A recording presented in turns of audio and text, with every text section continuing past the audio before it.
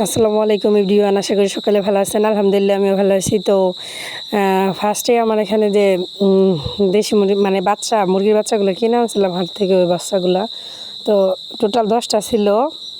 তো আজকে প্রায় বয়স হচ্ছে 8-9 দিন। তো 9 দিনের মধ্যে 10টায় থেকে 7টায় এসে পড়ছে। হয়তো হাটের আনা বাচ্চাগুলো বেশি টিকে না, সবাই বলতো, কিন্তু নিজে না আনার আগে বিশ্বাস করতাম না। তো দেখা যাক কয়টা থাকে। তো মাশাআল্লাহ এগুলো ভালো। তো এই যে আমার দেশি মুরগি কালা সুন্দরী বাচ্চাগুলা, তো মাঝখানে মাঝখানে গুটি গুটি উঠছে। তো ভুলটা আসলে আমারই। মুরগিগুলারে হইলো হলুদ যদি খাওয়াই দিতাম, কাঁচা হলুদ বাইটা পর খাবারের সাথে খাওয়াই দিলে এই গুটি সমস্যাটা হয়, কিন্তু কম হয়। তো আমার ভুলের কারণে হয়তো একটু একটু গুটি উঠছে। তো তারপরে চেষ্টা করছি দিয়ে দেওয়ার, আশা করি ঠিক হয়ে যাবো। তো এই যে আমার মুরগির বাচ্চাগুলো, তো দেশি মুরগি ছাইরা পালন করলে হয় কি, তো বাচ্চাগুলো বেশি টিকতে চায় না।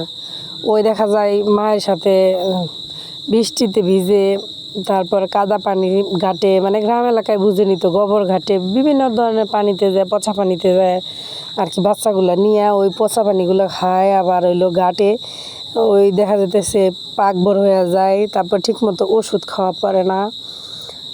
তো সব দিক থেকে আর কি। তো বাচ্চাগুলা দেখা যাইতেছে 15টা বাচ্চা যদি উঠে, তো তার থেকে 10টা বাচ্চা টিকলো আর 5টা বাচ্চা মারা গেল, এরকম অবস্থা। কিন্তু আবদ্ধ অবস্থায় যদি পালন করা হয়, খাবার খরচটা একটু বেশি লাগলেও বাচ্চাগুলা সব বেঁচে থাকে আর কি। একটা বাচ্চা আর কি নষ্ট হয় না। তো ওইখানে আপনার ওষুধও চালিয়ে যাওয়া যায়, আবার মুরগিগুলাও সুস্থ থাকে। এই যে ছোট একটা মুরগির বাচ্চা দেখতেছেন, এই যে দুইটা একসাথে ছোট মুরগির বাচ্চা, এই দুইটা একই বয়সের, কিন্তু দেখেন কীরকম পার্থক্য। ওই বাচ্চাটা কত বড় হয়ে গেছে আর এই বাচ্চাটা কত ছোট। তো আবদ্ধ অবস্থায় যদি থাকতো তাইলে দুইটা বাচ্চা সমান সমান খাবার পাইতো। দেখা যাইতেছে কি বড় মুরগিগুলাই ছোট বাচ্চাগুলোতে খাইতেই দেয় না, ওরা সবাই দূরে দূরে দাঁড়ায় থাকে।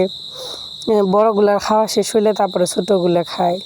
তো ওই যে হলুদ যে মুরগিটা দেখতেছেন, ওইটা হলো কালা সুন্দরীর মুরগি, মানে সবগুলাই কালা সুন্দরীর। তো এই মুরগিগুলা মানে অনেকগুলো মুরগি ছিল, তার থেকে মানে 10টা বাচ্চা বেঁচেছিল 16টা বাচ্চাই থেকে। তো 8টা বাচ্চায় মোরগ ছাও হয়েছিল। তো এই যে মোরগ ছাও ওইটা। তো এই যে কালা সুন্দরীর হলুদ কালার যে মেয়েটা, ওইটা হইলো ডিম দিচ্ছে প্রথম। এই যে 3টা ডিম হয়েছে, মাশাআল্লাহ আলহামদুলিল্লাহ। দেখি প্রথমবারে কয়টা ডিম পারে। তো চিন্তা ভাবনা করছি মুরগির ডিমগুলারে বসায় দিব। তো ওই যে থাম্বনেলে যেটা দেখলেন যে কোয়েল পাখি, আমি আমার একটা ভুল করছি, এটা আমার মতো ভুল কেউ করবে না, এরকম কিছু বলছি। তো এই কোয়েল পাখিগুলো আমি আমারই তো ধোকা দিয়ে দিছে। বলছিলেও মানে ছেলে পাখি আছে মেয়ে পাখি আছে, কিন্তু বাসায় নাকি অনেক দিন পালার পরে প্রায় 45 দিন হয়েছে, তারপরে বুঝতেছি সব ছেলে পাখি। তো আমার খাবার দাবারগুলাই লস। যাই হোক, তারপরে 40টা পাখির থেকে টোটালি 35টা পাখি আমি হাটে দিয়ে দিছিলাম। দিয়ে দেওয়ার পরে আলহামদুলিল্লাহ মোটামুটি মানে খাবার খরচ সহ মোটামুটি উঠে আসছে আর কি। কিছু টাকা আমার লস হয়েছে, মোটামুটি ধরেন 400-500 টাকার খাবার নষ্ট করছি এগুলার পিছনে আর কি। যাই হোক, টোটালি যে কয় টাকা বেচছে মোটামুটি আমার যে খরচটা ওইটা কিছুটা হলে উঠে আসছে। তো আমার মতো ভুল আর কেউ করবেন না, যারা চিনেন না তারা অভিজ্ঞ কাউরি নিয়ে যেয়ে কিনবেন।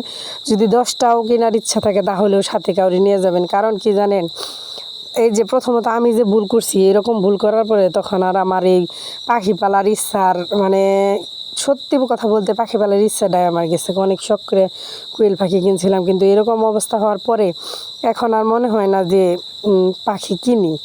তো মানে কোয়েল পাখির উপর থেকে মন উঠে গেছে।